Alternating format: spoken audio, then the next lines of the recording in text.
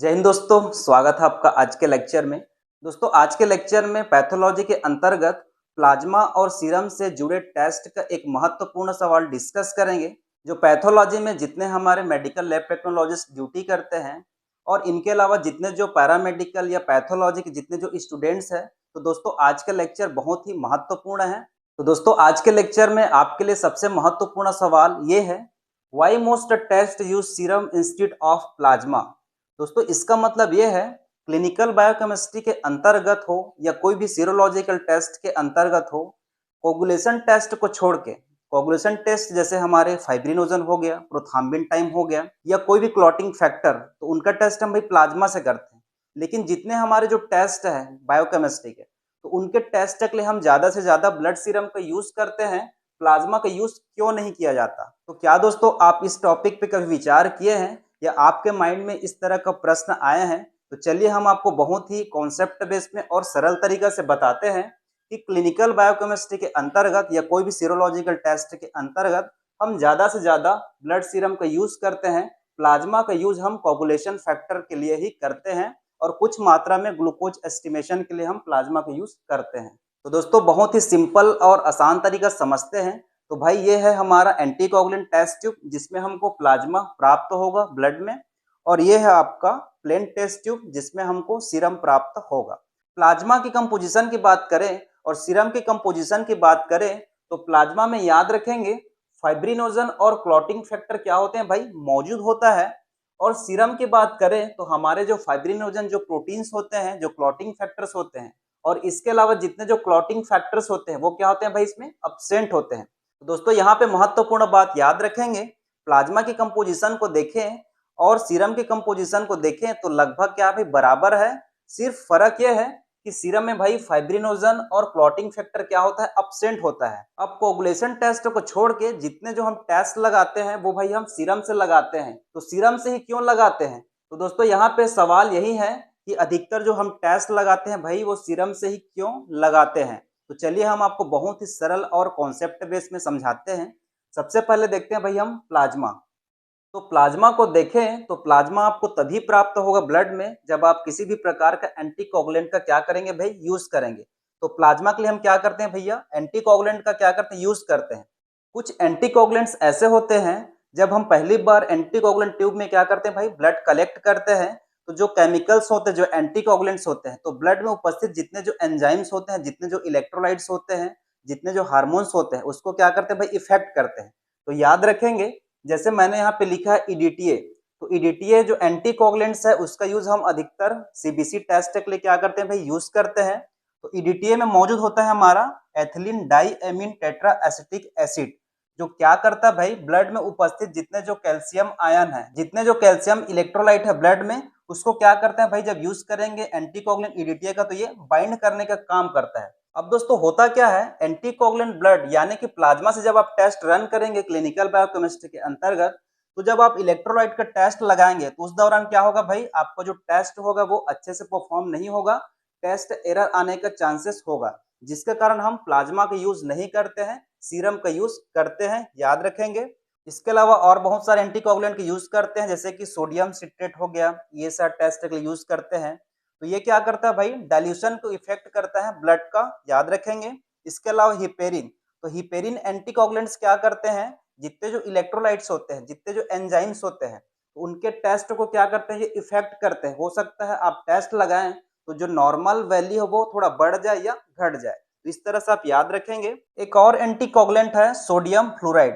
तो जो sodium fluoride होता है वो ब्लड में उपस्थित जितने जो एंजाइम्स होते हैं, जैसे लीवर एंजाइम हो गया, हार्ट के एंजाइम हो गया, पेंक्रियाटिक एंजाइम हो गया, तो एंजाइम को क्या करते हैं भाई, ये ब्रेक डाउन करते हैं, जिसको हम एंजाइम इनहिबिशन के रूप में भी जानते हैं। तो यहाँ पे दोस्तों जब प्लाज्मा से आप टेस्ट करेंगे क्लिनिकल बायोकेमिस्ट्री में कोई भी एंजाइम का, तो जो टेस्ट आएगा वो क्या हो सकता है, एरर आ सकता है, उसकी जो वैल्यूज आएगी एंजाइम का वो क्या होगा भाई, अप डाउन हो सकता है। तो इस बातों को आप याद रखेंगे। अब एंटीकोगुलेंट्स के बाद दोस्तों देखें प्लाज्मा में, तो प्लाज्मा में हमारे फाइब्रिनोजन हो गया और जितने जो क्लॉटिंग फैक्टर्स होते हैं वो क्या होते हैं भाई, प्रेजेंट्स होते हैं। अब जितने जो क्लॉटिंग फैक्टर हमारे प्लाज्मा में मौजूद होता है, और प्लाज्मा के लिए हम जो एंटीकोगुलेंट का क्या करते हैं भाई, यूज करते हैं, जो केमिकल का यूज करते हैं, तो इन्हीं सब कारणों से भाई हम प्लाज्मा का यूज क्लिनिकल बायोकेमिस्ट्री के अंतर्गत बहुत कम करते हैं, सिर्फ जो यूज करते हैं वो ग्लूकोज एस्टिमेशन के लिए और कोगुलेशन टेस्ट के लिए हम क्लिनिकल बायोकेमिस्ट्री में करते हैं, याद रखेंगे। इसके बाद दोस्तों देखते हैं क्लिनिकल बायोकेमिस्ट्री के अंतर्गत या सीरोलॉजिकल टेस्ट के दौरान सबसे ज्यादा हम ज्यादा से ज्यादा यूज करते हैं ब्लड सीरम। अब ब्लड सीरम का यूज क्यों करते हैं उसको हम जानते हैं, तो याद रखेंगे मोर टेस्ट डन यूजिंग सीरम, मतलब ये कि भाई हम ज्यादा से ज्यादा टेस्ट लगाते हैं सीरम से। तो दोस्तों यहाँ पे ब्लड सीरम से टेस्ट लगाने के कुछ फायदा है, ब्लड सीरम का कुछ प्रॉपर्टीज है, तो यहाँ पे महत्वपूर्ण बात याद रखेंगे। पहला अगर देखें तो नो एंटीकोगुलेंट यूज। अब दोस्तों सीरम के लिए हम किसी भी प्रकार का एंटीकोगुलेंट्स, किसी भी प्रकार का केमिकल एंटीकोगुलेंट का यूज नहीं करते हैं। अब यहाँ पे क्या होता है, जैसे हमारा सीरम सेपरेट होगा टेस्ट ट्यूब में, तो ये जो सीरम्स होते हैं, ये जो ब्लड सीरम होते हैं वो क्या होते हैं भाई, प्योर होते हैं, नेचुरल होते हैं, इसमें किसी भी प्रकार का केमिकल्स मौजूद नहीं होता है। और इसके अलावा इसमें किसी भी प्रकार का फाइब्रिनोजन प्रोटीन और जितने जो क्लॉटिंग फैक्टर्स होते हैं जो ब्लड का क्या करते हैं भाई, कोगुलेशन करते हैं, ब्लड का थक्का जमाते हैं, तो इसमें नहीं पाया जाता है, जिसके कारण हम ज्यादा से ज्यादा क्लिनिकल बायोकेमिस्ट्री के अंतर्गत या कोई भी सीरोलॉजिकल टेस्ट में चाहे एंटीबॉडी का डिटेक्शन हो तो फ्री होने के कारण, प्योर होने के कारण हम सीरम का यूज करते हैं, याद रखेंगे। नेक्स्ट पॉइंट की बात करें तो इसमें किसी भी प्रकार का फाइब्रिनोजन प्रोटीन, किसी भी प्रकार का क्लॉटिंग फैक्टर्स क्या होते हैं भाई, मौजूद नहीं होता है, अब्सेंट होता है, जिसके कारण हम अच्छे से टेस्ट परफॉर्म कर पाते हैं। किसी भी प्रकार का कोगुलेशन या किसी प्रकार का टर्बिडिटी हमको अपीयर नहीं होता है टेस्ट के दौरान। लेकिन दोस्तों यहाँ पे प्लाज्मा की बात करें तो प्लाज्मा में भाई फाइब्रिनोजन और क्लॉटिंग फैक्टर क्या होता है, प्रेजेंट होता है। अब दोस्तों यहाँ पे याद रखेंगे, यदि आप प्लाज्मा से टेस्ट रन करेंगे क्लिनिकल बायोकेमिस्ट्री के अंतर्गत, तो होता क्या है, जितने जो ऑटो एनालाइजर्स मशीन होते हैं, जितने हार्मोन टेस्ट करने वाले जो मशीन्स होते हैं, जितने इलेक्ट्रोलाइट जांच करने वाले जो मशीन्स होते हैं, तो मशीन में जो ट्यूब्स होते हैं, जो पैरामीटर्स होते हैं मशीन का, उसमें ब्लॉकेज होने का चांसेस बहुत ज्यादा होता है। क्यों? क्योंकि इसमें भाई मौजूद होता है फाइब्रिनोजन और क्लॉटिंग फैक्टर, जो कोगुलेशन और टर्बिडिटी क्या कर सकते हैं, प्रोसेस कर सकते हैं, तो याद रखेंगे। नेक्स्ट पॉइंट की बात करें तो test equipment parameter based on blood serum. अब दोस्तों यहाँ पे याद रखेंगे, जितने जो इक्विपमेंट्स होते हैं लैब में, जैसे कि ऑटो एनालाइजर हो गया, इलेक्ट्रोलाइट मशीन हो गया, इसके अलावा हार्मोन जांच करने वाले जो मशीन्स हो गया, उनके जो पैरामीटर जो सेट किए जाते हैं वो सीरम बेस्ड होता है, जिसके कारण हम सीरम का यूज करते हैं, प्लाज्मा का नहीं, याद रखेंगे।